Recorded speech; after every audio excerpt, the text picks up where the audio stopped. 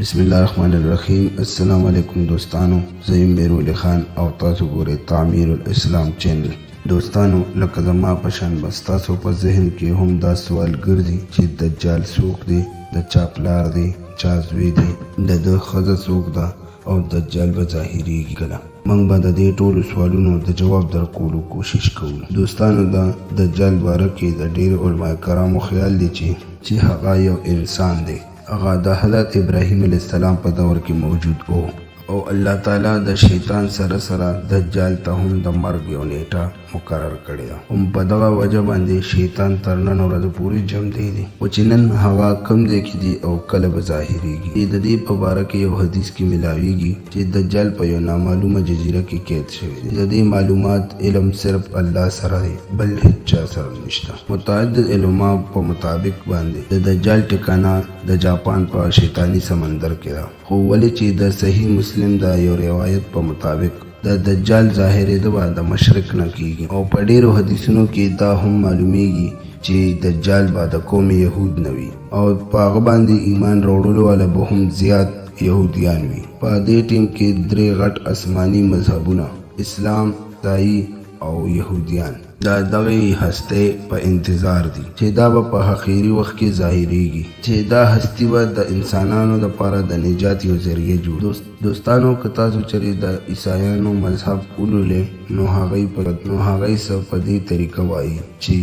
دجال به په یو داسې کورنۍ کې پیدا کیږي چې د هغه کورنۍ به ډېره نیک وي او ایمانداره به هم وي او دا خاندان یعنی د دجال مور پلار به د ډېر وخت نه د یو اولاد یا د یو بچی سوال کوي د الله نه او اخیری کار به الله تعالی د دوی په کور کې یو ماشوم پیدا کړي چې هغه به دجال وي. دا دجال په پیدا کېدو باندې د هغه والدین به ډېر خوشحاله وي او ډېر خوشحالي به مناوي، خو دجال به ډېر د حد نه زیاته ګستا وي او ډېر بې ادبه به وي. همدغسې دوستانو، یهودیان هم دجال خپله مسیحه ګڼي. د نن دور کې د یهودیانو مسیح یعنی نجات دهنده به د یهودیانو په نسل کې وي. د هغوی مطابق به دجال د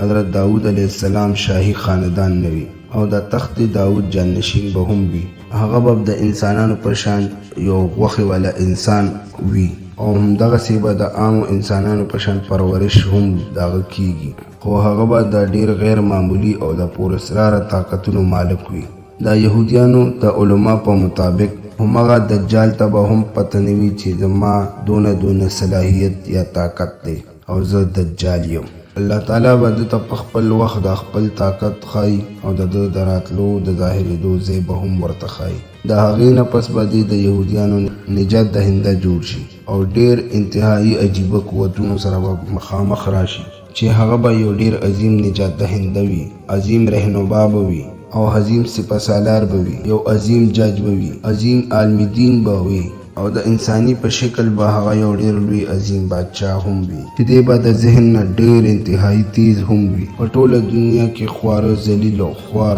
یهودیان به یو ځای ته راجمع کړي او په اسرائیلو کې به خپله یو ټکانه آباده کړي چې د دوی د عقیدې په مطابق به دوی مسجد اقصی شهید کړي او په هغې باندې به د یهودیانو قبله یعنی هیکل سلیمانی به تعمیر کړی شي، حد تر دې چې دجال به ټولو غیر یهودیانو خلاف یو جنگ هم وکړي او بقایا ټول خلق به هلاک کړي او هغه به د حضرت داود علیه السلام سلطنت یو شان و شوکت سره آباد کړي. د دغه عظیم سلطنت سرحدونه به او د عراق نه دریای فراقه پورې او د مصر دریای نیله پورې به د دې سرحدونه خواره شي. د هغې نه پس به دجال خپل جوړ شوی شریعت باندې ټول یهودیان باندې به عمل درآمد شروع کړي. او دوستانو، د یهودیانو په کتاب کې دا هم درج دي چې الله تعالی د دنیا ټول بادشاهات د حضرت داود علیه السلام اولاد یعنی یهودیانو دپاره جوړ کړی او پکې دی دا هم مني چې دجال به یو ډېر عظیم پیغمبر وي، خو د حضرت موسی علیه السلام نه به کم عظیم وي، ځکه چې دی وایي چې د حضرت موسی علیه السلام غوندې یو پیغمبر هم نشي کېدی. چې دی پکې دا هم وایي چې دا دجال د ډېر ذهانت د وجې به ټول خلق په دجال باندې ایمان وروړي او دی به یو بادشاه وګڼي او بقایا ټول مذهبونه به ختم شي، صرف یهودیت به پاتې شي چې نور غیر یهودي یعنی نور مذهب والا خلق به هیڅ کله هم یهودیان نه جوړیږي او نه به هغوی د یهودیانو مذهب اختیارېدو اجازت ورکولی شي، بلکې ټول به هلاک کړي شي. د یهودیانو په مطابق به دجال یو انتهایی ښکلی او ځوان زلمی انسان به وي. دوستانو تا ته به اوس واضح شوي وي چې یهودیان د دجال باره کې څه سوچ لري. زموږ خوږ آقا حضور صلی الله علیه و وسلم خاتم النبیین د نن 1400 کاله مخکې ویلي دي چې یهودیان به د دجال د طاقت او د ذهانت په وجه دی یو خپل رهنما او پیغمبر وګڼي. اوس موږ ته پته لګي چې دی به داسې ولې کوي او نن که په دنیا کې څومره بدامني ده هغه د یهودیانو په وجه په دې وجه خورېږي چې هغوی زر تر زر خپل مسیحا یعنی دجال په ټولې دنیا باندې یو بادشاه لیدل غواړي او اسرائیل همدغه کار کړی دی چې د دجال د راتلو دپاره مخکې نه ټول تیاري جوړه کړې ده. دوستانو څنګه چې تاسو واورېدو چې دجال به یو ښکلی ځوان وي، همدغه شان به دی د اسلام په دننه یو ډیر بد شکله انسان وي او د ده ویښته به یو داسې بد شکله کې وي چې د ده دا ویښته به داسې ښکاري لکه د سر نه چې ماران راکوز شوي وي او دی به په یو ځای ودرېږي هم نه او د ده دا رنګ به داسې سور او سپین غوندې وي او د ده د تندې به څه بل عجیبه شان رنګ کې وي چې دا مرۍ به یې ډېره بېحده اوږده وي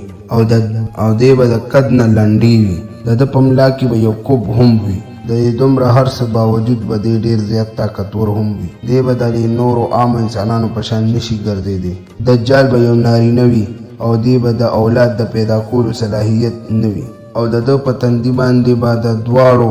سترګو روزو ترمنځ به کافر لیکلي وي یا به کاف فی ری لیکلي وي. دوستانو په ډېرو روایتونو کې د دجال د والدین ذکر ملاویږي چې په هغې کې وایي چې 13 کاله به د دی د مور او پلار اولاد نه وي او بیا به الله تعالی دی له یو زوی ورکړي چې اصل کې به هغه یو دجال وي. خو دا ټول روایتونه د سند په کمزورۍ په وجه پای تکمیل ته نشي رسېدی. یو پیرا امام برزنجي د دجال په باره کې فرمایلی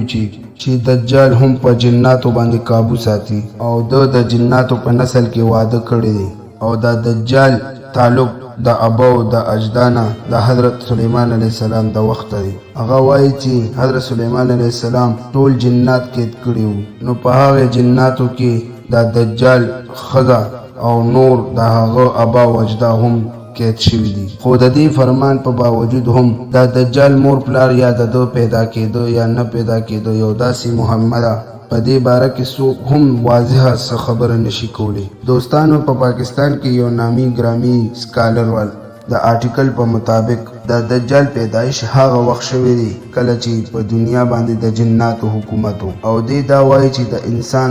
زناور او د جن د ملاپ نه دجال پیدا شوی دی او کله چې انسانان الله پاک ځمکې ته راولېږل نو فرشتو د الله تعالی په حکم باندې د انسانانو او د جناتو ترمنځ دا یو پرده قائم کړه چې په دې وجه باندې د انسانانو او د جناتو دنیا بیله بیله شوه. فرشتو سره د جنگ نه پس جنات په پټو جزیرو کې ټول جنات قیدیان کړل. خو په دې کې داسې جنات هم وو چې هغوی د فرشتو نه د بدلې اخیستو باره کې سوچ کولو. دا هغه وخت چې یو جن یو انسان سره جنسي میلاپ په دغه وخت د دغه رکاوټ د وجې داسې کار ونه کړی شو چې په دغه دوران کې جساسه نومې یو نور مخلوق چې دا د څه جانور د نسل نه دی چې دا د څه ځناورو د نسل و. دې ځناور د انسان په شکل باندې ځان دې جناتو ته پیش کړو چې په دې وجه باندې د انسانانو او د جناتو تخم د دې جساسه ځناور په خېټه کې وساتلی شو او په دې طریقه به دریم قسم له مخلوق هم پیدا شو چې هغه مخلوق ته دجال ویلی شي او د هغې نه پس دجال فرشتو په ځنځیرونو باندې وتړلو چې دنیا د دجال د شر نه بچ کړي شي. دوستانو دجال یو عجیبه قسم مخلوق دی